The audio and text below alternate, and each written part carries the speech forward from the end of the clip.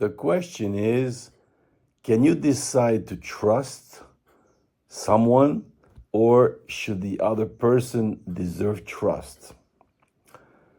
Well, this is a tricky issue because actually there's two kinds of trust. There's what we can call utilitarian trust, and another one we will call ontological trust. Utilitarian trust is that we are expecting something specific from someone. So the decision to trust is, of course, based on personal choice and the trustworthiness of the other person. So you can decide to give someone your trust, but generally it's built and reinforced through the other person's actions and behaviors. Trust is then seen as a mutual process where the other person earns your trust by demonstrating reliability, honesty, and integrity over time. So, in this case, both your decision to trust and the other person's actions play a crucial role in establishing trust as a relationship.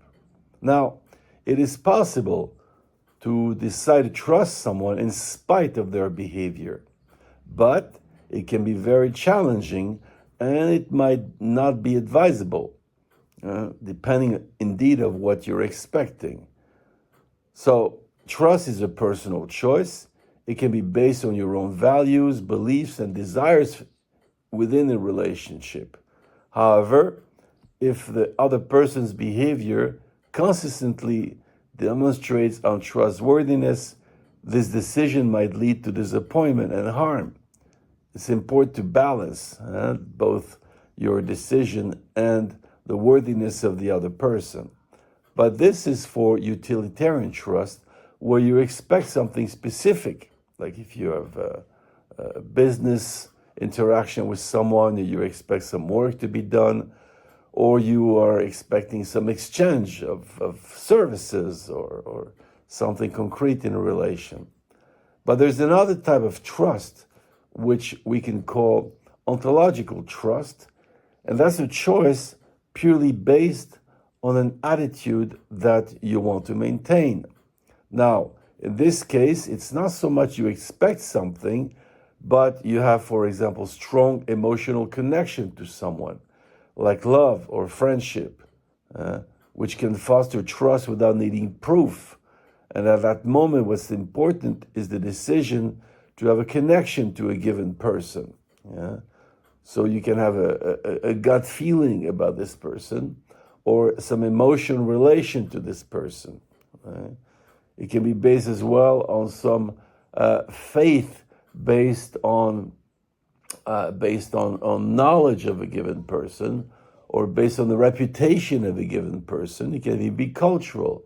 A certain culture, for example, where some people have gained trust of the society, of the population of people, so you will trust this person. It can be because it's an intellectual, a person that has gained intellectual reputation, or political, or religious. Now, ontological trust means it's something that is independent of the results of the empirical evidence that you gather about this person. But you can have something where you decide to have trust because it's fundamental for you. For example, you trust human beings, or you trust reason, or you trust God. And at that moment, it's a decision you take simply because that trust is fundamental in your own self-conception, in your own value system. So in this case, you can say that whatever empirical evidence is brought that would try to go against, or that would go against this trust, you will still maintain this trust because you need this trust in order to have a decent self-conception. For example, like a child trusting his parents. He needs to trust them in spite of all the evidence given against this trust, right? So this, in this case, is a purely personal decision of what kind of attitude you want to maintain, what kind of value system you want to maintain. And in that case, you can say, even though it sounds a bit blind, that it doesn't matter what empirical evidence you get, that the trust is a personal decision that has nothing to do with circumstances. And that is an ontological trust that you need in order to be yourself.